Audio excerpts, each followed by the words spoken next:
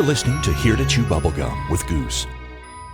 Hello, everybody, and welcome to the show. My name is Goose, and with me is Cronkite. Hello, Goose. How are you today? I am good, buddy. I am good. We are back in Bunker Studios. I'm excited to be here. It's been a long time since I've actually recorded at Bunker Studios, and this is one of my favorite places to record. What do you think about it? It's exciting. I'm glad to actually get to do a show with you. It's I'm going to be pumping. I have looked forward to this. I've actually wanted to do shows like this for quite a while. Hopefully, this will turn out to be a regular thing for us. To get started, our question of the week responses, I'll go over a few of those responses. We had a tremendous response to that. And I'm not going to read all of them. I'll start out by reading some of them. Our question of the week from last week: do you think the United States government will disclose the existence of UFOs and or aliens in 2021? What do you think about that, Cronkite? Well, I don't know if it'll be 2021, but I think it's coming sooner than later. And I believe that the media and the government and all of these, Hollywood and everything are setting us up, easing us into the transition to disclose it. And I think it's all one big master plan to show, hey, we aren't alone. They've been here for a while. I think I kind of share your outlook there. Without talking politics, because we don't talk politics on this show, right. We have a situation at the highest elected office right now in the United States, and I think that by next summer, if it's not worked out to where somebody, is not in office, I think that person has a habit of tweeting a bunch of things, and it is untelling what they may tweet. It's hard to say what'll come out of that because Twitter can be your best friend or your worst enemy, right? Exactly. Well, our good friend of the show, Bobby Akers, his reply was, nope, there's no money in it. And I kind of agree, with Bobby, just a little bit there. We had a listener named Shirley Anderson said, no, unfortunately not. We had a listener that goes by the handle Natural Philosopher, said at any point between now and 2024, if not after 2024, the window closes. So I'll be interested to know why they think that window. Yeah. Those were just a few of our listener responses. We'll have more of those throughout the show for you. We will be giving our new question of the week towards the end of the show, but you can always call, text, or leave a voicemail by calling 606-373-3396. That's 606-373-3396. You can email me, Goose, at heretochewbubblegum.com. That's Goose at heretochewbubblegum.com. If you have any news tips or other interesting or weird X-File type stories, you can email Cronkite and give them your email address. It's Cronkite at heretochewbubblegum.com. Cronkite, we had some listeners actually text. We also had some listeners that left voicemails, but we're not going to play those on the show because, keep it clean. We're trying to reach a broader audience and not go into the blue or explicit categories. Sure. So, damn and hell are not cuss words. Feel free to say those. Those are expressions. Cronkite, read our first listener email. All right, this is from the Lone Gunman, and it says, awesome show, Goose. Excuse me. I'm glad that you're back and feeling better. Love the interview segment, and I'm a fan of deadpit.com. I look forward to the Art Bell tribute shows that you talked about. And thank you very much, Lone Gunman, for texting that. Again, you can call, text, or leave a voicemail. It's simple to do. 606-373-3396. That's 606-373-3396. We also had a text from someone that goes by Bearded Sisters. They said around the age of 12 or 13, they saw their first UFO. It was at midnight, and it was a time for our dog to relieve himself in the front garden. As always, I looked up at the night sky, which was cloudless. Amongst the stars was a sharp, bright light, which was zigzagging all over the sky. No one was in a plane or helicopter. Living close to the airport, I knew well on that topic, and it stayed there for about 90 seconds before shooting off at incredible speeds. This happened in the northwest of England area. This was my first of many sightings. Thank you very much, Bearded Sisters and Lone Gunman, for texting us at Here to Chew Bubblegum. Well, Cronkite, we got cold weather in our area coming in next week. I dread it. I'm not a fan of snow. No, not at all. I'm a shorts and Hawaiian shirts kind of guy myself. I don't necessarily go for the Hawaiian shirts. Magnum PI look like Right. you do. Well, you know. But I do like shorts and T-shirts. Absolutely. No, this time of year, I like fall. Fall's nice. It's a nice transition, but winter is not. That is not what I like. You know, for next week's show, I'll give you a little homework if you don't care. All right, sure.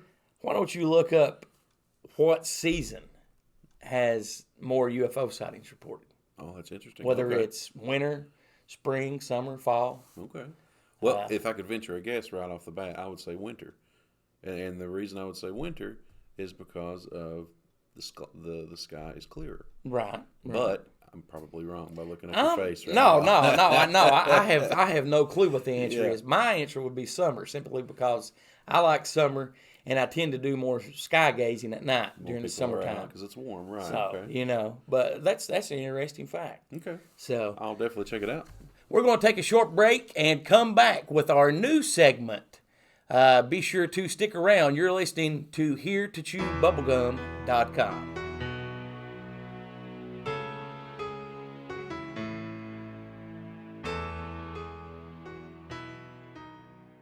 Do you have a Roku device? Do you want to escape the everyday? Then download the Edge TV. That is the Edge TV on your Roku device, spelled capital T, capital H, number sign 3. Let James, Stacy, Greg, and the rest of the gang keep you entertained. The Edge TV, available now on Roku. Are you a horror movie fan? Yeah, I dig horror movies. Are you searching for a great internet horror talk radio show to listen to? Why, sure, that sounds quite spiffy. Then you need to tune into deadpit.com. It's the original horror talk radio show. Dead Pit is a show by the fans and for the fans. Uncensored and unbiased opinions are the goal of the show, giving fans honest reviews on new films and vintage classics of the horror genre. Make deadpit.com your #1 horror station destination.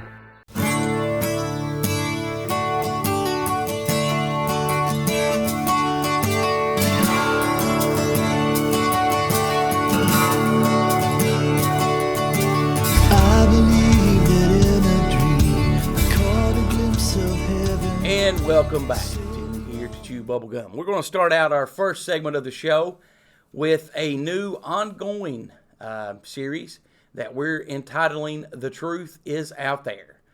We'll be talking about UFOs, unclassified documents, UFO crashes. This is the first week of the series, and we're going to be talking about Ronald Reagan and his obsession with UFOs. Are you aware of Ronald Reagan?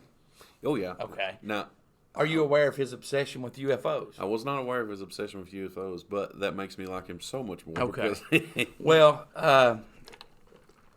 just to summarize some of the stuff that I have researched on Ronald Reagan, and I wish I'd had time to highlight this. I'm not going to read it all. And stop me, going through here if you have anything to add. Okay. Before Ronald Reagan was the president of the United States, he was a Hollywood actor, and he had two separate UFO encounters of his own. The first one was more of an alien abduction case. The exact dates of this encounter are unknown, and the incident happened somewhere between 1967 and 1975. While Ronald Reagan was serving as governor of California, he and his wife Nancy were on their way to attend a Hollywood-type party.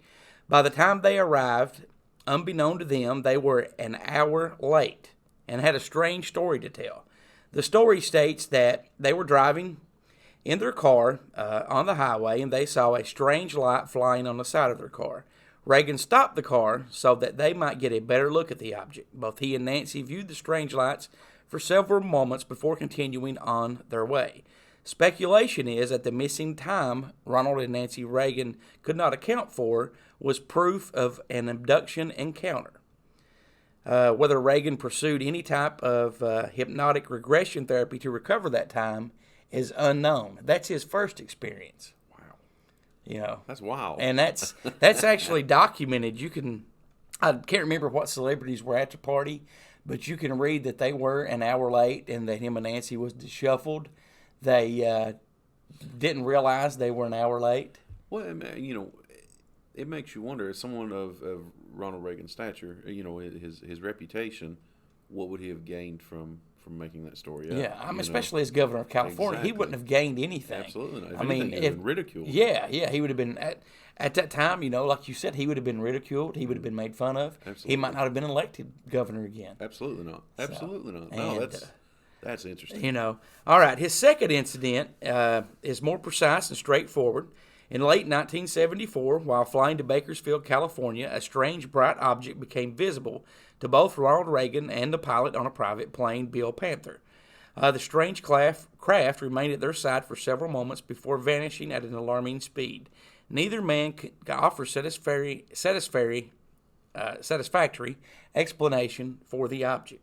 As you might imagine, many of these theories concerning Reagan's time in charge of the United States, a time when America was without question the dominant economic and military power on the planet. Now, Reagan created the Star Wars project. Yes. Okay. Now, that plan was sold, if you believe more than the surface stuff, that plan was sold to the people of the United States and the Congress as a defense against the Soviet Union during the Cold War.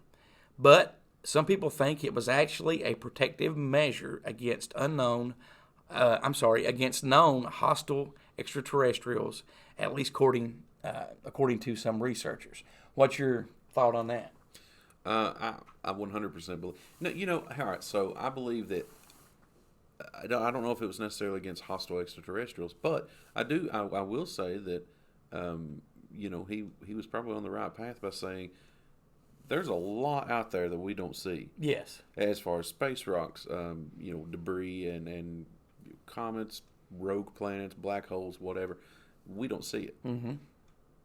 And we're only watching, about 10% of our sky Yes. at any given time? Yes. I mean, I think, he was onto something there. Now, let me... I've got more of the Reagan stuff to go over here, but let me throw something at you real quick. All right. Reagan's vice president was George Bush, who was a former head of the CIA before he was vice president. Before, the elder Bush passed away several years ago, he made a comment when somebody asked him about extraterrestrial life. I can't remember what the exact comment was, but, he was older at that time, and I think he had a little dementia. So some people just pass it off, some people don't. He said that they were something basically like they were already here, they've been here a long time, or, people couldn't handle the truth. It was something along those lines. But he more or less did, and like I said, a lot of people don't believe it. Right. I know Art Bell talked about it on one of his Men Out in the Desert shows. But I should have done research exactly to find out what it was. But there's a few more things in the Reagan thing here that will... kind of blow your mind. Well, just from the, not knowing as much. Obviously, you've researched this. Yes. Not knowing as much as not diving into it, just kind of hearing what you were saying there. That's the conclusion that I would make. But I mean, here's the thing: the guy wouldn't have gained anything. No. I mean, he's got to be onto something, right? Oh yeah, definitely. And you think about the elder Bush being the head of the CIA. He knows things. Oh yeah, or new things. Yeah. I mean, that's not it can't be a secret in that circle of folks. It can't be. Right? No, not at all. And I totally agree with you. This next one here, I'm just going to talk about. It was back in 1985. Ronald Reagan and Mikhail Gorbachev had a meeting, and they were having diplomatic talks. They took a short break. Okay. And this information didn't come out until 2009.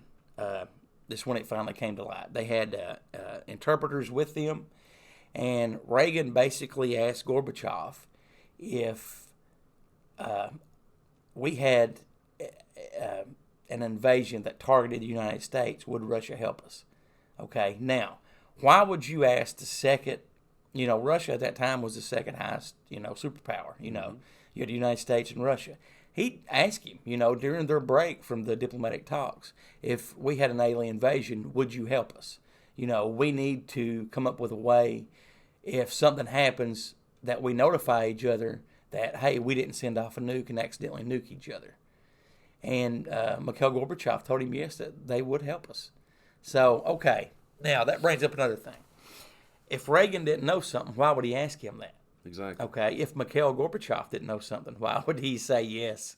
Well, and yeah, you look at this is right around. This is the Cold War. Exactly. You don't reach out to your enemy and ask. Exactly. Okay. Before we go to 1987, we're going to stay in 1985 just a little bit. Here's an entry from the Reagan Diary dated Tuesday, June 11th, 1985. Now listen to this, okay? Listen to this entry from his diary, okay? Had a group of Democratic and Republican congressmen in the Roosevelt Room for a session on why they should support bipartisan bill before the House to give aid to Nicaragua freedom fighters. I think we did some good. Lunch with top 5 scientists. It was fascinating. Space truly is the last frontier, and some of the developments there are, astronomy, etc., are like science fiction, except they are real. I learned that our shuttle capacity is such we could orbit 300 people. This was in 1985. When our known space program, not unknown, when our known space program could haul 6 to 8 people in a space shuttle. Yeah, I think it cruised 7 people. Yeah. All right. Now here, after Reagan had this meeting with top 5 scientists, he put in his diary that he learned our shuttle capacity is such we could orbit 300 people. This was in 1985. This was 35 years ago. So just think about technology now. Oh yeah, yeah. I mean, we've probably got ships that we don't know about that could probably orbit 1,000 people. Or who knows what? We could, because it seems like I don't have the exact article or anything, but it seems like I read something about a year ago that if I don't know if our listeners are familiar with Star Trek or anything. I'm sure some of them are. Right.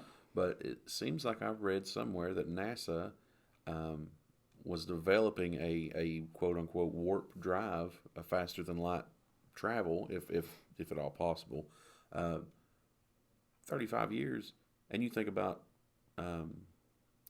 where we came from the 40s to 85, and then from 85 to now. Right. Well, think about the technology for a second. All right. First, I mean, I don't know your opinion. I'm sure you probably share the same as mine. After the alleged weather balloon incident at Roswell, first, I don't think it was a weather balloon. No. But look at how fast technology advanced after that. Absolutely. I mean, leaps and bounds after that. Not even 20 years later, we're landing someone on the moon. Yes. We're landing man on the moon. We have rockets. We have jet engines. We have the microchip. Yeah. We have microwaves. Yeah. And our top scientist on that was a former Nazi that helped us land a man on the moon. Yes. Now, the Nazis, they were evil people. And that's my opinion. Absolutely. But as far as technology goes, they were so far advanced, more advanced than us, than Russia, than any country. Yeah. And that I'm glad that you brought that up, because I'm working on I'm getting some stuff together. I'm going to do a story on the Kecksburg object. I don't know if you're familiar with what that is or not, but it relates to the Nazis. Right. And I'm super pumped about it. Right. It's a shameless little plug for myself. Well, hey, you go ahead and plug away, because there's I look forward to that segment, because I think it's going to be awesome. I have researched the Nazi Bell a lot. Mm-hmm. And what's fascinating to me about that is nobody says what happened to it after the war was over. Well, I have a theory. Oh. I have a theory. I have a theory too. But, going back to the Reagan story, in 1987, Reagan addressed the United Nations in a historic speech. And one of the quotes in his speech, it goes like this: perhaps we should spend some outside, perhaps we need some outside universal threat to make us recognize this common bond. I occasionally think how quickly our differences worldwide would vanish if we were facing an alien threat from outside this world. And Reagan said this in 1987. Okay, so if you take all of that, okay, about Ronald Reagan. Mm-hmm. You take his abduction, his sighting, his vice president, him asking Mikhail Gorbachev if we had an alien invasion, would they help us? Reading that we could orbit 300 people in his diary, and addressing the United Nations with that. I think Reagan was more than fascinated with UFOs. I think Reagan knew that there's life beyond this planet, this solar system, this universe. It sounds almost like he had been in contact, or has someone that had been in contact. Exactly. You go back to George Bush. It sounds like to me that he was trying to disclose to the public without actually disclosing. Yes. And what worries me the most is about the hostile. And he keeps talking about that. He keeps referencing that on 2 separate occasions that I read. And that's worrisome. But it almost makes you wonder, because from his first incident in the 70s to the mid 80s, there wasn't much between there and there. So you almost wonder if there was some regression memory techniques that were coming about, that he were thinking about if he were abducted, what he saw and what he heard and what he was talked to about. Right. That's crazy. Yeah. That's skin on the back of the hair on the back of my neck is standing up. Well, hey, I've always found that fascinating. Yeah. Especially, and I guess what is fascinating to me is in his diary he had that, and that is available to the public. Now, this is the President of the United States in the 80s. If, you're not going to make up fairy tales or lies and put in your memoirs. Absolutely. That was in his diary, that we had a spaceship in 1985 that could orbit 300 people, when at that time the public space program was 6 to 8, And I firmly believe that the United States government has 2 space programs. We have NASA, and then we have a secret one. I believe that. Again, doing research on my own, and I kind of go down the rabbit hole on YouTube sometimes. There are conversations with folks that talk about a secret space force that has been part of our military or whatever since the 40s, 30s, 40s. Now, let me ask you a question. In your research, has it always tied back to the Navy as being over that? It has, yes, actually it has. That's I have done similar research, and mine also, it goes back. The Navy's always tied in or mentioned somewhere. The Navy's name appears more than any other that I've noticed. Than any other branch. Yes, I've noticed. I have noticed that too. So, what's one of the stories you're going to talk to us about? All right, so I'm gonna begin with one of the probably the more famous ones, the Phoenix Lights, which are sometimes called the Lights over Phoenix. Something that you might not know, maybe some of the listeners know.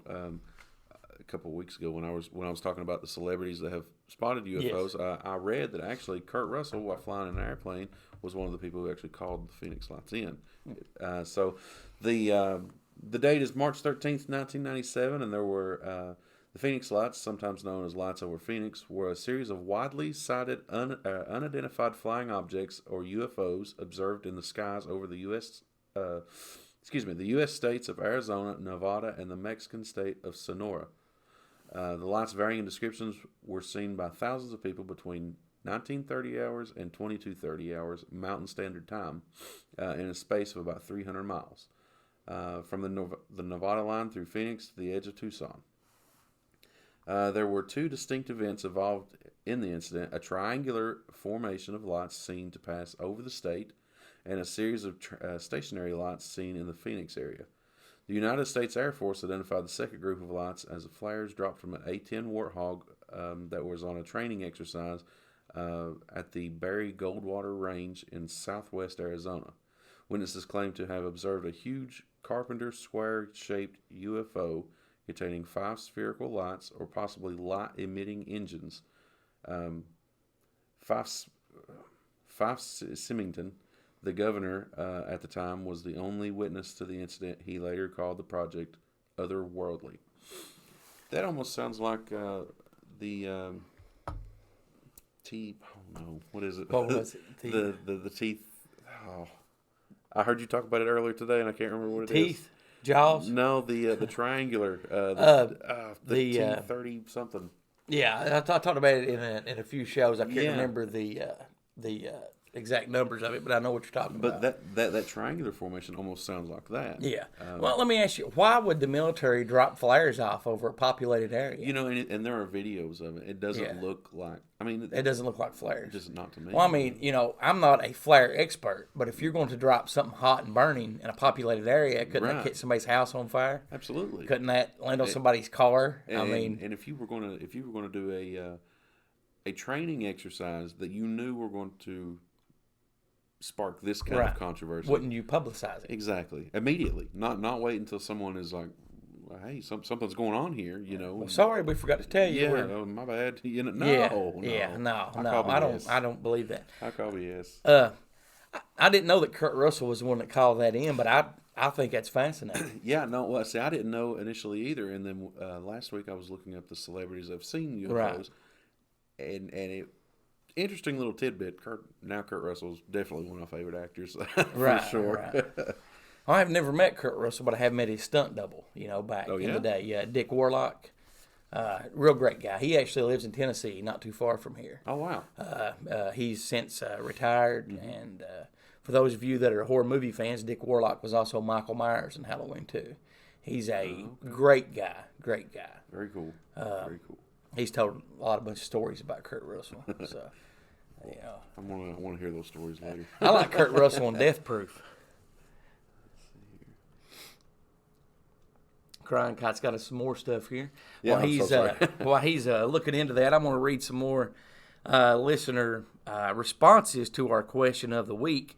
Do you think the United States government will disclose the existence of UFOs or aliens in 2021? We had a listener named Cora Fields said, well, there is, and they already released it in April, but no one paid attention to the story. They definitely know more, but whether or not they release it is hard to say. I guess they will if it's convenient for them, and I kind of agree with Cora, and thank you very much for answering our question of the week. James Carpenter said no, they probably never will, while Joe Harlow said, why would they? Let's see. Listener named Poison Apple said, what if they're planning a false alien invasion or visitation by disclosing UFOs? So that to me, that, I'm not going to call anybody crazy, but that goes along with the fake moon landing theories. Yeah, which is total. Yeah. Just We and I told Cronkite before we started filming the show, recording the show, we've actually had some I love all of our listeners all across the world.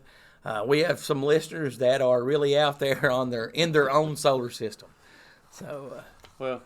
and I'm not going to play those on the show because I don't want to embarrass those listeners. I don't want to shame them or, that's not what we're about. We're not about shaming or ridiculing people. It takes all kinds to make the world go round. Yes, Let's it remember does. that. Yes, it does. Do you have anything else to add about the Phoenix Lights? Well, yeah, I was actually trying to find this little section here. In 2007, it reappeared. Mm-hmm. So, and the Air Force is actually calling this, and the Federal Aviation Administration, we're actually calling this more flares dropped by an F-16.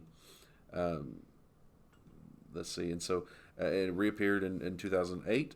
Lots are reported over Phoenix by local residents. These lights appeared to change from square to triangular formation over time. A Valley resident reported that shortly after the lights appeared, 3 jets were seen heading west in the direction of the lights. An official from Luke Air Force Base denied any United States Air Force activity in the area. And on April 22nd, 2008, a resident of Phoenix told a newspaper that the lights were nothing more than his neighbor releasing helium balloons with flares attached. What we just talked about. It takes all kinds to make the world go round. Yeah, definitely. But, that's odd. You have a lot of people seeing these lights, and the military's official stance is, well, there was nothing going on. Right. I always like the Phoenix Lights. I've researched it a little bit. I've not researched it that much, but I think that's a fascinating story. Oh, yeah. Let's see. Let's do We're going to take a break, and we will be right back with our last two stories before we go into the news with Cronkite. Cronkite will actually be recording his news here at Bunker Studios today. How does that feel? I feel like I've arrived, Goose. I feel like I've arrived in, the greatness. Well, thank you very much for listening. You're listening to HereToChewBubblegum.com, and we will be back after these commercial messages. You're listening to Here to Chew Bubblegum, recorded from a secret location in the city that moves mountains. Are you a horror movie fan? Yeah, I dig horror movies. Are you searching for a great internet horror talk radio show to listen to? Why, sure, that sounds quite spiffy. Then you need to tune into deadpit.com. It's the original horror talk radio show. Dead Pit is a show by the fans and for the fans. Uncensored and unbiased opinions are the goal of the show, giving fans honest reviews on new films and vintage classics of the horror genre. Make deadpit.com your #1 horror station destination.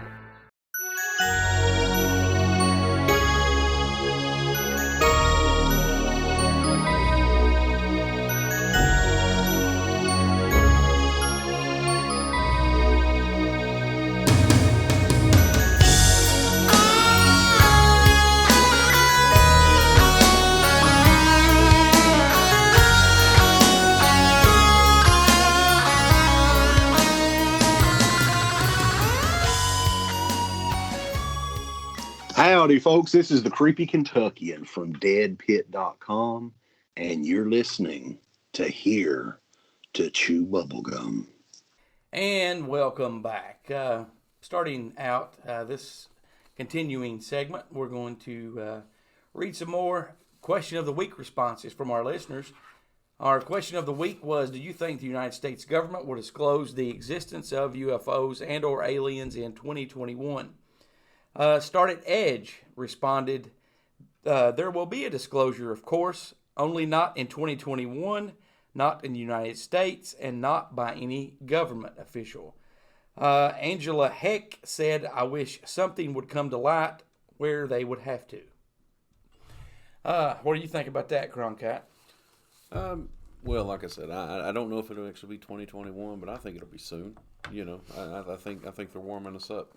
Okay. Moving on to our next story in our ongoing series. This is the first of our series called The Truth Is Out There, where we talk about UFOs and classified government documents, crashes, or other worldly things.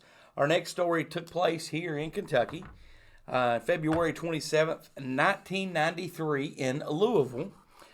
Two Louisville Metro police officers weren't expecting to chase down an official unidentified flying object when reporting for duty on a dark February night, but that's exactly what happened. The story says it started out as a ordinary shift, but a simple UFO sighting led to a full-blown battle in the night sky between a police helicopter and a remarkably fast fire-shooting spacecraft. Several witnesses observed the oddity and the pursuit with the police helicopter. No official explanation was given, but some insist it was just a weather balloon that got attached to one of the propellers. And so here you have a skilled pilot in a helicopter and his co-pilot, and they couldn't tell the difference between a UFO and a weather balloon stuck to their propeller. But one of the officers, he doesn't give his name, but he insists the object that he saw that night traveled at speeds way too fast for a weather balloon struck to their propeller. What do you think about that? It's terrible to speculate that someone would, a trained pilot, like you say, right, wouldn't know the difference. And furthermore, those helicopters, they're balanced. Their propellers are balanced perfectly, and any variation would cause massive vibrations in those aircraft. So if something were attached to that, I feel like they would feel it and know that, hey, there's something on our propellers. Well, and I totally agree with you. And I always find it funny when anybody says the explanation is a weather balloon. I will be honest with you. I have never seen a weather balloon in real life. But if you read all this stuff on the internet, it looks like everybody's letting off weather balloons. Yeah, and swamp gas. and yeah, but I mean, I don't think it was a weather balloon. Well, then you're going to love my next story because it's all about weather balloons. Okay, all right. That's a great segue in. Tell us about your weather balloon story. Well, all right, so the Battle of Los Angeles. Have you heard about this one? I've never heard about that. All right, so the Battle of Los Angeles, also known as the Great Los Angeles Air Raid, is the name given by contemporary sources to a rumored attack on the mainland United States by Japan and the subsequent anti-aircraft artillery barrage, which took place late February 24th to early February 25th, 1942. The incident occurred less than 3 months after the United States entered World War II in response to the Imperial Japanese Navy's surprise attack on Pearl Harbor. And one day after the bombardment of Elwood near Santa Barbara on February 23rd. Initially, the target of the aerial barrage was thought to be an attacking force from Japan, but speaking at a press conference shortly afterward, Secretary of the Navy, Okay. Frank, Frank Knox, called the purported attack as a false alarm. Newspapers at the time published a number of reports, speculations of a cover-up. When documented the incident in 1949, the United States Coast Artillery Association identified a meteorological balloon set aloft at 1 a.m. as having started the shooting. It concluded that once the firing started, imagination created all kinds of targets in the sky, and everyone joined in. In 1983, the U.S. Office of the Air Force History attributed the event to a case of war nerves triggered by a lost weather balloon and exacerbated by stray flares and shell bursts from adjoining batteries. I don't know. I don't That's know. what, basically saying that a weather balloon shooting out. They said one weather balloon set aloft at 1 o'clock in the morning. Everyone started shooting, and I guess the explosions in the sky made everybody else start shooting. But I'm going to have to do a little bit more research on weather balloons. I mean, because, when would the best time be to set off a weather balloon? apparently, any time. You know, Apparently, it's pitch black. It's night. I'm going to set off this weather balloon. Yeah. That don't make any sense to me. So, on the 24th and 25th February 1942, unidentified objects caused a succession of alerts in Southern California. On the 24th, a warning issued by the Naval Intelligence indicated that an attack would be expected within the next 10 hours. That evening, many flares and blinking lights were reported from the vicinity of defense plants. An alert called at 1918, that's military time, for 7:18 p.m. Right. Pacific time, was lifted at 22:23, which would be 10:23, and the tension temporarily relaxed. But early in the morning on the 25th, renewed activity began. Raiders picked up an unidentified target 120 miles west of Los Angeles. Anti-aircraft batteries were alerted at 02:15 and were put on green alert, ready to fire a few minutes later. The AAF kept its pursuit planes on the ground, preferring to await indications of the scale and direction of any attack before committing its limited fighter force. Raiders tracked the approaching target to within a few miles of the coast, and at 2:21, the regional controller ordered a blackout. I wouldn't imagine a weather balloon would track in that short of time, would you? No, I thought weather balloons were just meant to go up, not go change direction. I know the wind blowing and stuff, but it looks like it would, depending on where you're at geographically, you load a weather balloon up, it looks like it would blow east. Because the weather, blows west, west to east in the United States. Thereafter, the information centered was flooded with reports of enemy planes, even though the mysterious object tracked in from the sea seems to have vanished at 2:43 in the morning. Planes were reported near Long Beach a few minutes later. Coast Artillery Colonel spotted about 25 planes at 12,000 feet over Los Angeles. At 3:06, a balloon carrying a red flare was seen over Santa Monica, and 4 batteries of anti-aircraft artillery opened fire, whereupon the air over Los Angeles erupted like a volcano. From this point on, reports were hopelessly invariant. Now, somewhere else, So this weather balloon had a flare in it. that's what they're saying. So they're saying that a weather balloon had a flare. But Okay. so there goes on to be reports that swarms of planes of all possible sizes, numbering from from 1 to several hundred, traveling altitudes ranging from a few thousand feet to more than 20,000 feet, flying at speeds said to have known varied from very slow to over 200 miles per hour. I don't know of a balloon that could do that, do you? I mean, it looks to me like you'd have to have hurricane winds pushing that balloon. You would think. If it was going that fast. Let's see. I call BS on that. I absolutely call BS on that. But later on, I can't find the exact quote, but later on, an investigation reported that there was no Japanese activity anywhere near California at the time. None. Okay. None at all. So, again, we have the Navy involved. Right. We have the Navy involved. Right. What do you think? I mean, do you think that this is another cover-up, or do you think that I think it's a cover-up. Yeah, absolutely. You know, it's what it smells like, isn't it? Yeah. I mean, like I said earlier in the show, to me, the research I've done, when the Navy's involved, that always sends a red flag up to me. Yeah, and to come out immediately and say, "Oh no, it's just yeah." Exactly. That I'm gonna have to do a little research on that story. It's very interesting. I'll have to read up on that. I had heard of it, but I'd never, like I said, never done any research or anything on it.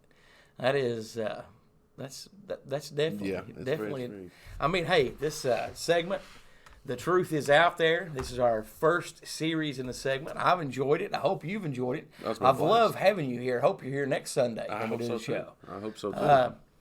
We're going to take a break, and you're going to come back with news, correct? Yep, I've got four good stories and a supplement to one of the stories. So good. Because I actually, if you want to supplement after you do the newscast, because I've got one that I want to add that and get your opinion on this week, and then we'll talk about Edgar Casey. Sure. Does that sound good? That sounds good to me. So we're going to step out. Cronkite's going to come back with news, and we will be back in just a moment. You're listening to Here to Chew Bubblegum. .com. Do you have a Roku device? Do you want to escape the everyday? Then download the Edge TV. That is the Edge TV on your Roku device, spelled capital T, capital H, #3. Let James, Stacy, Greg, and the rest of the gang keep you entertained. The Edge TV, available now on Roku. It's now time for the news with Cronkite on here to chew some bubblegum. Hello, here to Chew Bubblegum Nation. This is Cronkite, and I've got the news for the week. Nokia wins a NASA contract to put a 4G network on the moon. Yes, really. Soon, astronauts on the moon missions won't have any excuse for not answering their texts. NASA has awarded Nokia of America $14.1 million to deploy a cellular network on the moon. The grant is part of a $370 million contract signed under NASA's Tipping Point selections meant to advance research and development for space exploration.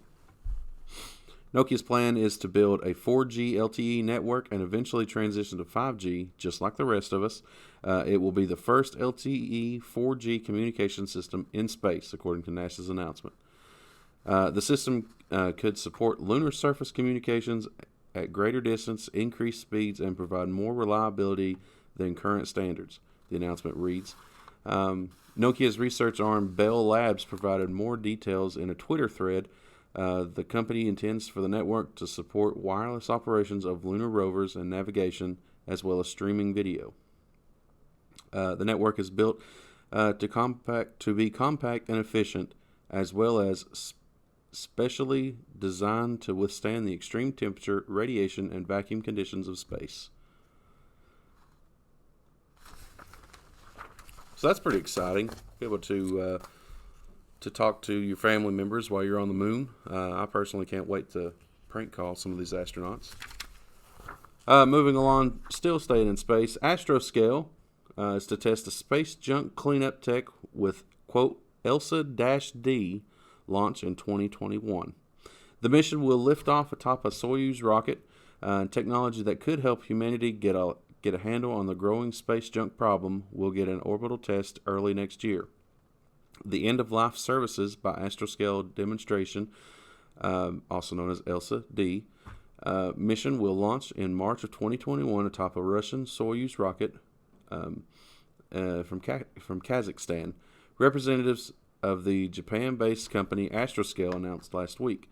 We will now have the launch in our sights, LCD project manager Sieto Lazuka said in a statement.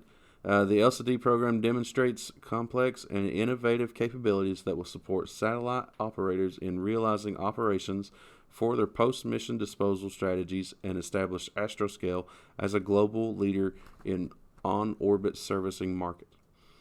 LCD consists of 2 spacecraft that will launch together, a 385-pound servicer and a 37-pound client.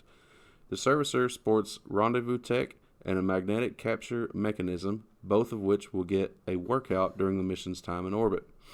The servicer will repeatedly release and dock with the client in a series of technical demonstrations proving the capability to find and dock with debris. Demonstrations include client search, client inspection, client rendezvous, and both non-tumbling and tumbling docking.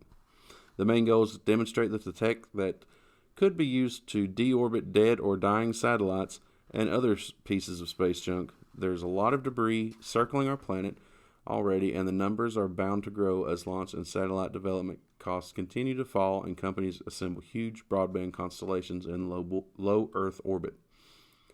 So that's been a huge issue with space travel, especially the longer we go, and then in the 21st century, there's everyone has a satellite. The Weather Channel has a satellite. Communications have a satellite. There is a lot of space junk up there, and it is something that's kind of worrisome. So that's great that they are coming up with technology to kind of help with that problem. All right, moving on. So scientists have spotted a, quote, kilonova flash so bright they can barely explain it. It may be a form of a magnetar born in a neutron star crash. Scientists have caught the blinding flash of two dense neutron stars colliding to form a strange magnetic star. The first sign of the massive event was a gamma-ray beacon that appeared in a telescope data on May 22nd, prompting astronomers to assemble their best instruments. That response was important. Scientists believe gamma-ray bursts usually stem from neutron stars colliding, so they are eager to see as many views of such fireworks as possible. But as observations came in, researchers realized there was something strange going on. The flash included far more infrared light than predicted, 10 times more, in fact. The scientists behind the new research think that discrepancy may mean the crash produced something unexpected. These observations do not fit traditional explanations for short gamma-ray bursts. An astronomer with Northwestern University in Illinois and lead author of the new research, Wenfei Fong, said in a statement, given what we know about the radio and X-rays from this blast, it just doesn't add up. Astronomers used a host of facilities to study the event, including NASA's Swift Observatory in space, the Very Large Array in New Mexico, and the Keck Observatory in Hawaii. But it was the Hubble Space Telescope that spotted the extremely bright infrared radiation from the burst that told scientists something particularly strange was going on. The Hubble observations were designed to search for infrared emission that resulted from a creation of heavy elements like gold, platinum, and uranium. During a neutron star collision, Edo Berger, an astronomer at the Center for Astronomy, jointly run by Harvard University and the Smithsonian, and co-author on the new research, said in a statement, neutron stars are superdense remains of exploded stars and the bright afterglow from a collision of two such objects called a kilonova. On to the United States here for some interesting and unexplained news out of Utah. A mysterious monolith was found in a remote part of Utah, fuels speculation on how it got there. A mysterious monolith, which is believed to be some kind of metal, was discovered in the remote parts of Utah on Wednesday, fueling speculation on what the object was or how it got there, according to reports. The structure, estimated at between 10 and 12 feet high, was found by state wildlife employees counting sheep from a helicopter. Utah's Highway Patrol shared a picture of the finding on Instagram along with the caption, "Counting bighorn sheep with DWR this week. During the counts, we came across this in the middle of nowhere, buried deep in the rock. Inquiring minds want to know what the heck it is. Anyone?" Brett Hutchings, the helicopter pilot, said it was about the strangest thing that I've ever come across out here in all my years of flying. Hutchings was flying for the Utah Department of Public Safety, which was assisting wildlife resource officers in the counting in the southeastern edge of the state. "We were kind of joking around that one of us suddenly disappears and the rest of us make a run for it." The object drew comparisons to Stanley Kubrick's famed 1968 film 2001: A Space Odyssey, which saw a group of apes encounter a similar-looking giant slab. Authorities said the mysterious object was installed in the ground in the remote area of the Red Rock with no obvious indication of who might have put it there, according to a press release from the Utah Department of Public Safety. The agency added that if people decide to venture to an undisclosed and remote location, they may become stranded and require rescue. Users on social media were quick to speculate what the object was. "It's the on-off button for the planet," one user wrote. "I love this. I imagine it's an art piece, but what if it wasn't?" another replied.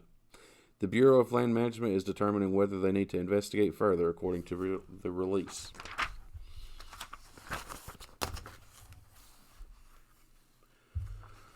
So I have an update to that monolith story. The tall, silver, shining metal monolith discovered in the desert of southwest Utah, which prompted the theories of alien placement and drew determined hikers to its secret location, has now disappeared, the state's Bureau of Land Management said on Saturday. The monolith was removed by an unknown party sometime Friday night, the agency said in a Facebook post. "We have received credible reports that the illegally installed structure referred to as a monolith has been removed from BLM public lands," the post said. The BLM did not remove the structure, which is considered private property. The monolith was first discovered November 18th by officers from the Utah Department of Public Safety's Aerial Bureau. They were flying by helicopter, helping the Division of Wildlife Resources count bighorn sheep in the southeastern Utah. One of the biologists spotted it, and we just happened to fly directly over it, pilot Brett Hutchings told CNN affiliate KSL. And there it was. In the middle of the Red Rock was a shiny silver metal monolith sticking out of the ground. Hutchings guessed it was between 10 and 12 feet tall, and it didn't look like anything random dropped into the ground, he told KSL, but rather it looked like it had been planted.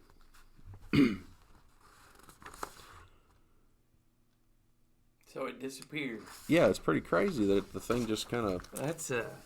That is wild. Let me throw one in here with you. Sure. Apologize there for the cough. This one I found a few days ago, and I'm going to get your opinion on this. This is news. So, USA Today reports that dead minks infected with a mutant form of COVID-19 rise from the graves. Did you hear about this? No, I haven't heard about that. Okay, now this is USA Today reporting. Minks infected with a mutant strain of COVID-19 in Denmark appear to be rising from the dead, igniting a national frenzy and calls from local officials to create minks' carcasses.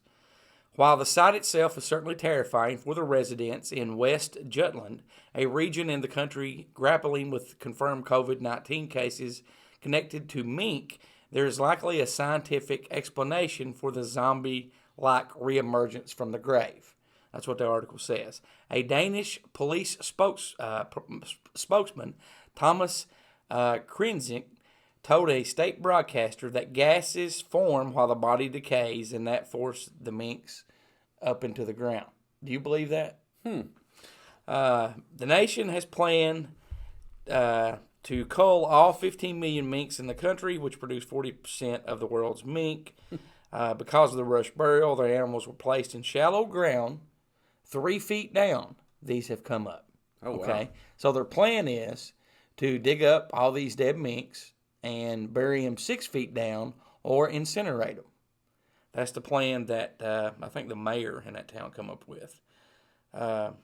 But minks are with a mutant strain of COVID-19 arising from the grave. Now, my only thought is I could get behind a apocalypse like Zombie that. apocalypse. You know, what about you? I don't know. I mean, that's kind of terrifying. So they're just coming up from the ground. Like, are they moving around? The story didn't say that. They're just rising from the grave. Well, here's an important question: have we heard anything out of Denmark lately? Are they all in apocalypse form over there? I have no idea. They're all mutants now. I have no idea. I will tell you this though. And I've not talked a lot about it on the show. Did say that I had COVID and I was in quarantine. I had always envisioned myself, watching like these zombie movies or the what was the Will Smith movie where he was in New York? I Am Legend. Yeah, I Am Legend. I've always been fascinated with those movies and thinking, man, I would have a great time if that was just me. Let me tell you that when you if it was not for my smartphone, I mean, after the third day, I just felt so lonely. I felt like the only person in the world. And my smartphone, being able to text, call, or FaceTime people kept me going. That would be a pretty awful existence if you think about it. It definitely was. Well, we're going to take a short break and come back with our second segment and talk about Edgar Casey. And you were just listening to the news. I didn't mean to interrupt your news there, but you're totally fine. Great job, Cronkite. Great job. I'm always glad to have a little input from someone else. Great job. We'll be back in just a few moments. You're listening to Here to Chew Bubblegum. If Abraham Lincoln were alive, he'd listen, but he's dead. Are you a horror movie fan? Yeah, I dig horror movies. Are you searching for a great internet horror talk radio show to listen to? Why, sure, that sounds quite spiffy. Then you need to tune into deadpit.com. It's the original horror talk radio show. Dead Pit is a show by the fans and for the fans. Uncensored and unbiased opinions are the goal of the show, giving fans honest reviews on new films and vintage classics of the horror genre. Make deadpit.com your #1 horror station destination. Be sure to check out HereToChewBubblegum.com.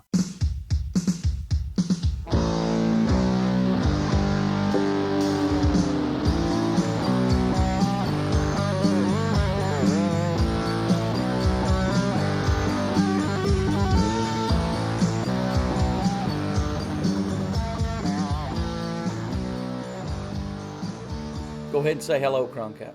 Hello, Cronkite.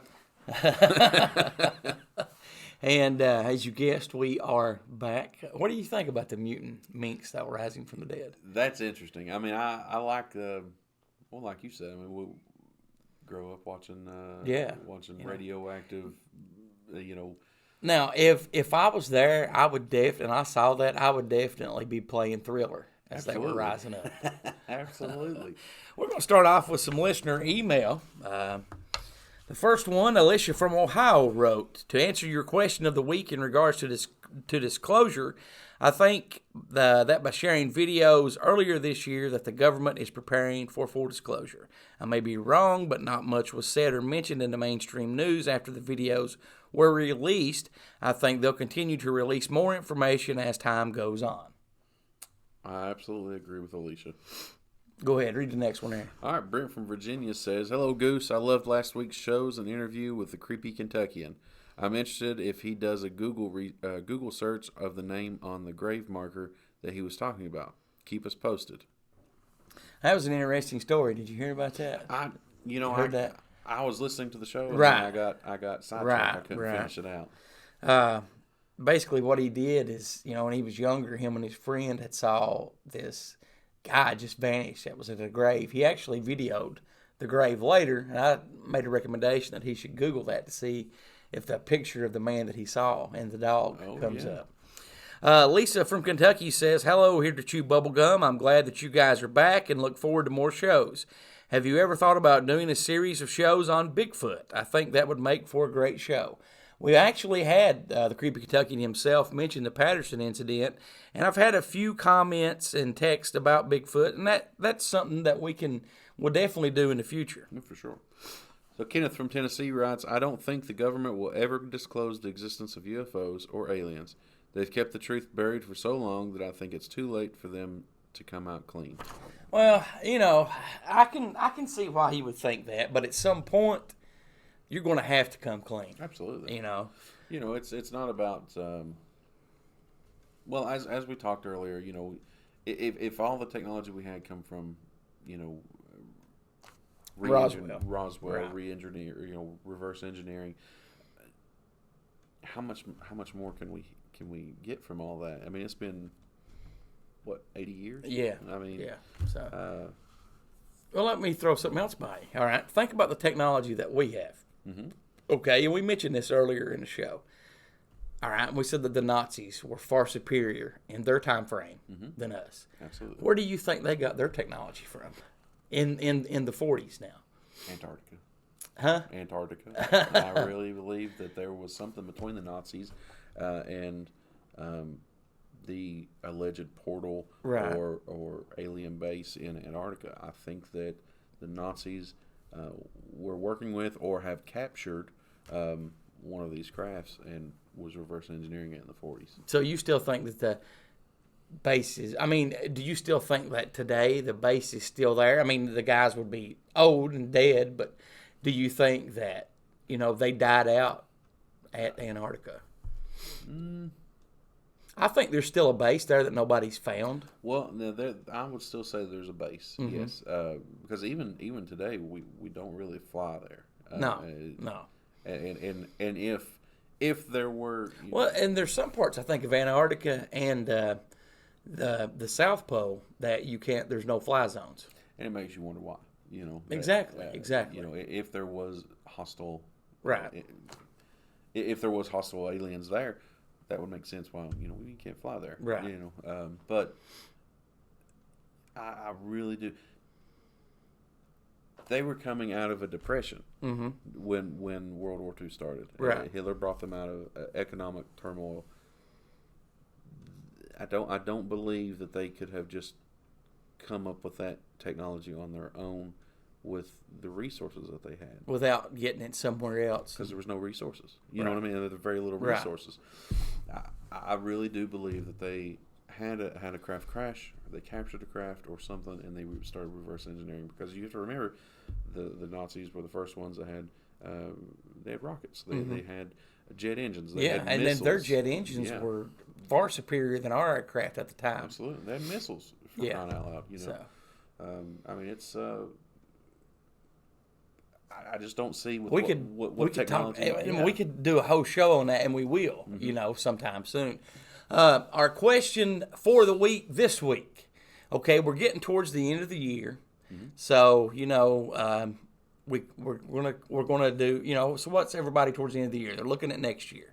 Okay, 2020 has been a very, very different year. Up in the air. Okay, yeah. So we're looking at some predictions. Question of the week for this week: what are your predictions for 2021? You can comment, text, like, share, subscribe on our social media pages on Facebook, YouTube, Twitter, Instagram. What do you think? What's your predictions for 2021? I would hate to even try, but I'll be honest with you. If we don't straighten up as people, 2021 is not going to be any better than 2020. Okay. Well, my prediction for 2021, I think this time next year, we will finally see the disappearance of COVID-19. That's my prediction. Okay. What do you think? Like I said, you can comment, like, share, subscribe. You can also call, text, or leave a voicemail. It's simple to do, 606-373-3396. That's 606-373-3396. You can email myself, Goose, at heretochewbubblegum.com, or you can email me, Cronkite, here at Cronkite at heretochewbubblegum.com. Cronkite is spelled Cronkite. And let us know what your predictions for the upcoming year 2021 are. Okay, moving on, we're going to talk about Edgar Cayce, the sleeping psychic. What I like most about Edgar is he's from Kentucky. He was born in Kentucky. For those of you who don't know about Edgar Cayce, he was a clairvoyant who claimed unique ability to channel his own inner self. Cayce's channeling sessions happened in a trance that would induce him with help from a friend or his wife, he became known as the sleeping psychic. Some of Edgar Casey's early life. He was born March the 18th, 1877, near Beverly, south of Hopkinsville, Kentucky. He was one of 6 children. As a child, he played the little folk and was alleged to have seen his deceased grandfather. He was taken to church at age 10. He wasn't able to, and from there he read the Bible, becoming engrossed by completing dozens of readings. While reading the Bible in his hut hunt, he saw a woman with wings and told him that his prayers were answered. That's some of his early life stuff. And we went back and forth over this. I have some of Edgar Casey's prophecies yet to come, while you have some of his that have came true. Yeah, Jake's as you came. So what we will do is we'll go back and forth. Do you want to start off? Sure. So Edgar Casey, one of his many predictions that came true was the pole shifts. Researchers at the National Oceanic and Atmospheric Administration, otherwise known as NOAA, headquartered in Silver Spring, Maryland, at the British Geological Survey in Edinburgh, Scotland, and have alerted the scientific community that their world magnetic model, which chronicles Earth's magnetic field and underlies all modern navigation systems that guide airplanes, steer ships at sea, and create Google Maps on smartphones, is so inaccurate that it is beyond acceptable limits for guiding navigation. Why? Because our planet's molten liquid iron core, which generates most of Earth's magnetic field, is shifting faster than anticipated. The scientific journal, oh no, I'm sorry, Goose, I just lost myself. Oh, you're fine, man, you're fine. But essentially, so Casey, he says, in a follow-up, he was asked about this. He says, what great change or the beginning of what a change, if any, is to take place in the earth in the year 2001 AD. In a reading 3976-15, he says, there will be shifting then of the poles, so that where there has been those of frigid or the semi-tropical will become more tropical, and moss and fern will grow. And these will begin in those periods in 58 to 98. When these will be proclaimed as the periods when his light will be seen again in the clouds.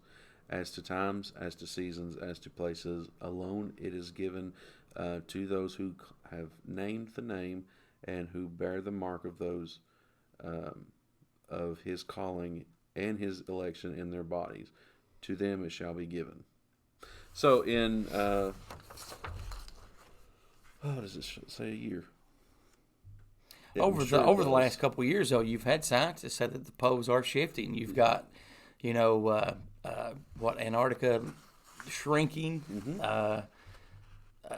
stuff being uncovered. I actually did a news story, I think maybe in the first or second show, that some of the stuff that where the polar caps have melted, that there was a flock of penguins or something that they discovered that were, looked like they died not long ago when they were in fact millions of years old.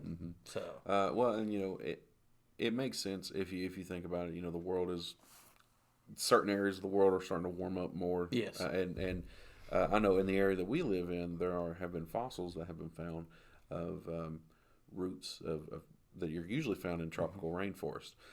So the poles shifting. Yeah, okay, I could see that. Let me ask you a question. You mentioned our area here. Okay, I guess back in the 70s, we had some really harsh. We had floods. We had some really harsh winters. In the 80s, we had a really harsh winter. The blizzard of '93, and then it kind of chilled out for a little bit. Yeah. But up to the last 5 years, it seems like we've had some pretty significant snowfall. Yeah. I mean, when we had from 93 to 2015, just dustings or a few inches, but then we've started getting significant. Why do you think that could be attributed to the polar shift? It's very possible. I mean, when you shift the poles, I'm sure it's going to play havoc on the jet stream and the way. Well, we can actually meet up tonight about 12:30, 1 o'clock, and send up a weather balloon if you want to. Oh well, I would be afraid that Kentucky would start shooting things down. I've just noticed that weather pattern around in our area. Yeah. It seems like when we have people say, "Oh, it's too hot in the summer." You'll never hear me say that. Because heat's not good for you, but I'd rather it be warm than Cold, absolutely. Well, and it's not even the heat that's the problem in the summer around here. It's the humidities. Yes. And that's kind of what I'm going back to. What's the one thing that you know most about tropical areas? They're humid, very humid, rainforest type situation.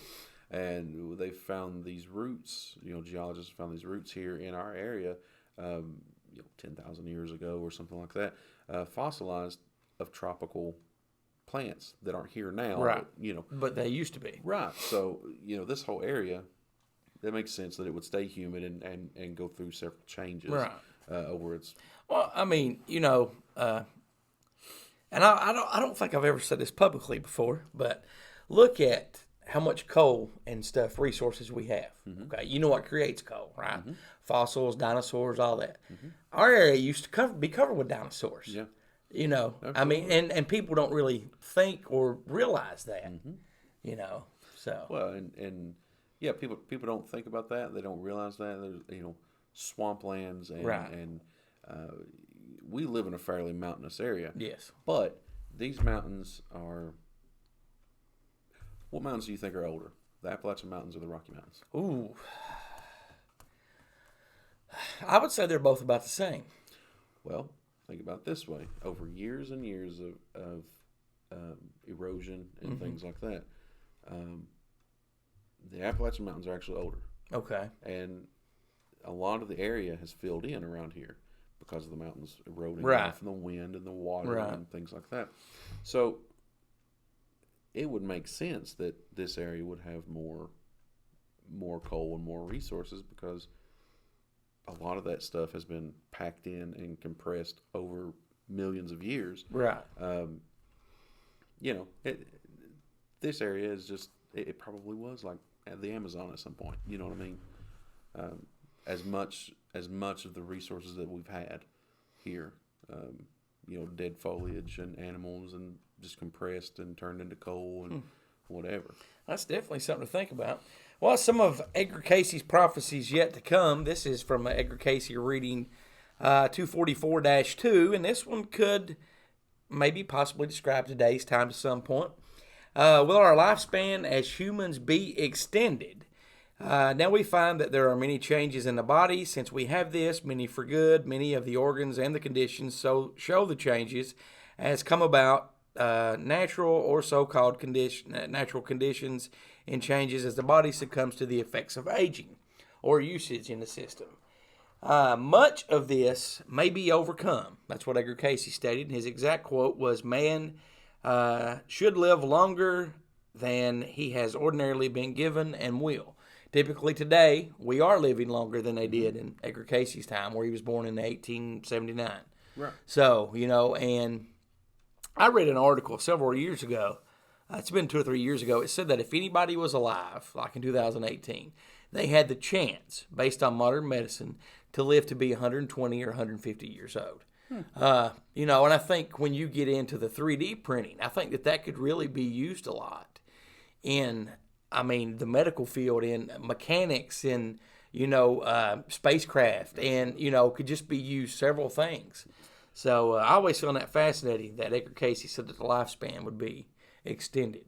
Yeah, I could definitely see that with modern medicine. And, you bring up a good point with 3D printing. I wonder how, I don't know a whole lot about it, but I wonder if, can you print organs with 3D printing? Yeah, you can actually print stuff like that. You can print organs, you can, and from what I've read, I don't think that they've printed a heart or anything, but they actually work. I do know, I don't remember when I read this or exactly what it said, but I think there is a ban on printing 3D handguns because I think some people have been doing that, and they were actually, once they had all the parts, they were actually working. Wow.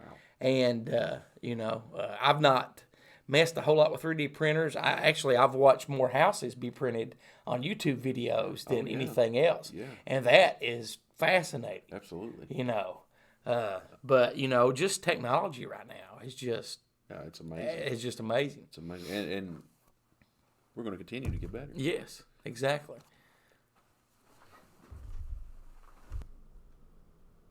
So, what's your next one on the list? All right, so we're going to talk about World War II. In 1935, in an amazing display of precognitive perception, Edgar Casey warned a 29-year-old freight agent of catastrophic events that were building within the international community. In response to a question regarding global affairs, the readings described an entire world at war. Excuse me. Although not seeing the picture as necessarily an unchangeable destiny, Casey warned that tendencies in the hearts and souls of men are such that these conditions could be brought about. As to the affairs of the international nature, these we find are in a condition of great anxiety on the part of many, not only as individuals but as to nations. So this was, oh no. But he warned he warned of World War II. Yes. He warned of World War II. He says, as to the affairs of the international, and to the activities that have already begun, have assumed such proportions that there is to be the attempt upon the part of groups to penalize or to make for the associations of groups to carry on same. This will make for the taking of sides, as it were, by various groups or countries or governments. This will be indicated by the Austrians, Germans, and later the Japanese joining in their influence, unseen and gradually growing to those affairs where there must become, as it were, almost a direct opposition to that which has been the theme of the Nazis, the Aryan. Did it say what year he told about this? But he even mentioned the Nazis and Aryan Nation. And, Yep, 1935. Wow. So 4 years before it actually kicked off. Wow, that's Edgar Casey, him and Nostradamus have always been. I've always done a lot of research on them.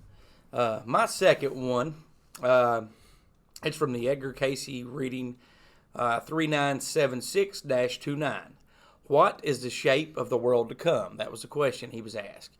Decades before the rest of the world was thinking about the enormous impact that China would have on the global stage, Edgar Casey predicted great things for China and its people.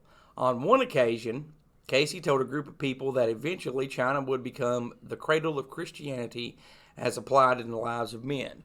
And I guess that one's also kind of happening in today's time, too, how he predicted the rise of China. Yes. So, according to the president, it's the China virus. The China virus, So, yes. Move on. All right. Go ahead, sir. So his next one was the convergence of communication companies, and the following reading was given in 1929. It's an interesting one on the convergence of large communication companies. These mergers did indeed occur. Also, Casey's description of how varied channels of communications working in a more cooperative and structured manner has come to pass. The question he was asked, will the consolidations take place of the communications company as given in 1928, American Tel and Tel, it's INT, I'm assuming it stands for International, right. Tel and Tel, and it comes from 257-30. His answer says these combinations in communicative forces as has been give will take place. Must mean has been given, maybe. Will take place. As to when and how, consider the conditions as prevent such a coalition at this time. Not only are there some of the laws as concerning same to be changed, but many of the larger holdings are to be won over by death even. In these changes, then, these are to be gradual change, and will come about much in the same way and manner as the various express companies came under the direct correlation physically in one form. Not that wars alone are to produce same, but the rumors of many of same, making the necessity of communications in the varied fields to come under one supervision, will make physical coalition. That's and I'm fascinated too by Nikola Tesla. He had some right-on prediction, not necessarily predictions, but technology in his time that describes the smartphone of today. Yeah, absolutely. My last one, and this don't have the reading number on this, it must not print it off for some reason. Will the Hall of Records be discovered? That was the question that was asked. The Hall of Records is supposedly lost. According to readings, people of Atlantis became aware of the fact that their civilization was about to be destroyed. As a result, they hid identical records of the Atlantean civilization in Bimini in Egypt. Numerous readings contend that the Hall of Records will be discovered. So the question was asked, given detailed, what does the sealed room contain? Edgar Casey's answer was a record of Atlantis from the beginning of those periods when the spirit took form. Orby gave the encasements in the land, the developments of the people throughout their journey, with the record of the first destruction and the changes that took place in the land. So he basically said that the Hall of Records will be found. Do you follow the Egyptian stuff that much, like the pyramids and all that? I used to, but I don't really. I think back in like 2000, maybe 2002, there was they used ground penetrating radar under, I think, the left paw of the Sphinx, and they said there was a void there. It's been 18 years later, nobody's ever dug it up, but this goes along with Edgar Casey's prediction. Let's see. The question in the Pyramid or Temple of Records mentioned in the readings given through this channel on Atlantis, and this was asked in 1832, as given, and his answer was, as given the temple was destroyed, and that would be the last destruction of Atlantis. But there's claiming now that there potentially could be in that void under the Sphinx, the Hall of Records. For some reason, and I've found this in my research, that the Egyptians, when they find new stuff, they take their time on acting on it. I guess there's so much red tape to dig and to go through and to do all of that. I don't even think they let you have a camera at the pyramids, right? I'm not sure. I had a buddy years ago that was at the pyramids, and he got a selfie with the pyramids in the background, but that was probably 10 years ago. Yeah. So, but I've always been fascinated by Edgar Casey, and we could probably spend a whole show going on to him. But what do you think about Edgar Casey? How old were you the first time you ever heard of him? Probably a teenager. I'm very intrigued how he come about with his predictions. And I'm a firm believer in everything in the world is connected. Yes. Yes. You walk into a room that there's high tensions, you can feel that. Oh yeah. Or you can you get that little turn in your stomach when you're in a dangerous situation. I'm a firm believer that everything on this planet is connected, from the rocks on the ground to you and I. Right. And maybe going one step further, time as maybe we understand it is probably, in my mind, not how it really is. Well, it's worked, or it's all linked together as well, and maybe he was just super tuned to pick up stuff. Yeah. Well, and I think I can't remember who mentioned it, but it might have been you and Citizen Joe. We only use 10% of our brain, and I can't remember if he said that or you said that. Yeah, Joe but said it. That's actually true. Yeah. I mean, there's a lot of things that people don't know about the human brain. Let me ask you a question. When we're talking about the pyramids, there, do you think that aliens built the pyramids? I would think I think they had a hand in helping. Do you really? I do. Okay. And the reason that I say that is there's no doubt that they could move those stones. Right. I don't understand how they could lift them to those. Well, maybe I just can't wrap from my head from around the it. research that I've did, it all was the sand. They would move the sand up a level. Now, you know how, all right, let's say if somebody's doing road construction around here, and they're going to save part of the road, they cover it up with dirt and stuff to save it. It was basically like that. That's what a lot of people think. I could go either way on that.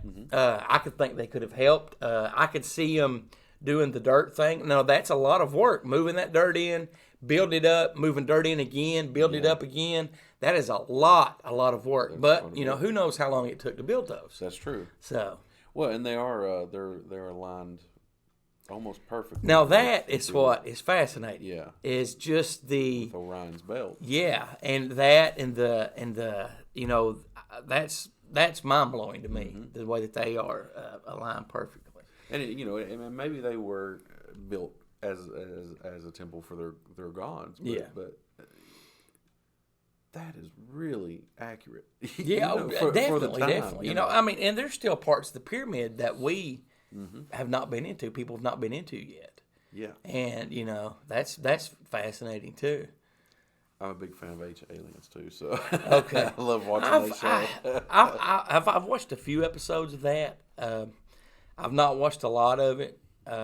It makes you think. Well, yeah. I like the. I think it's Hangar 51. Have you ever saw that? I have watched that more than Ancient Aliens. I like doing reading and research more than anything else. And I like a good documentary. There's nothing wrong with that. Well, Cronkite, I have had a blast. I hope you get to join me next week too. I hope so too. It's been a blast. Oh, I have had a great time. We hope you've enjoyed it. Thank you very much for listening to Here to Chew Bubblegum.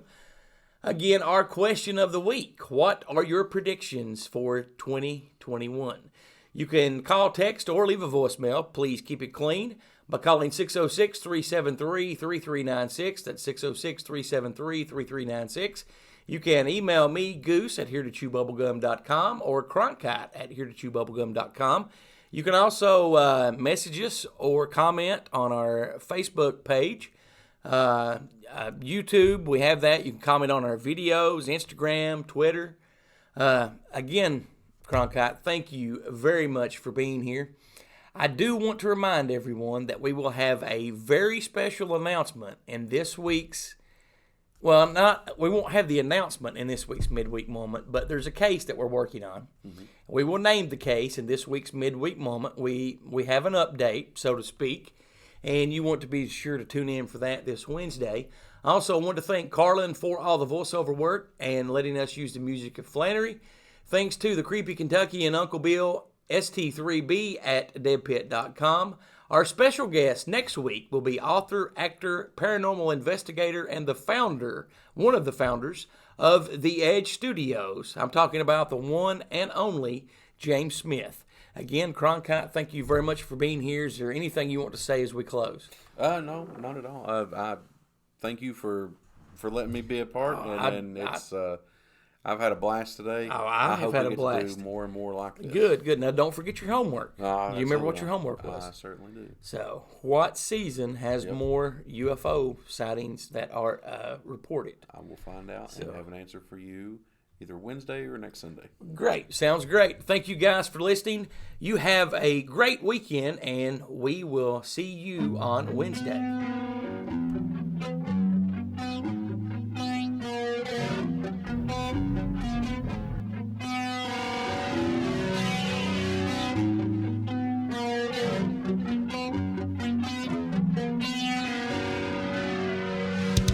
Thanks for listening to Here to Chew Bubblegum. Tune in next time as we dive deeper into things the government doesn't want us to know.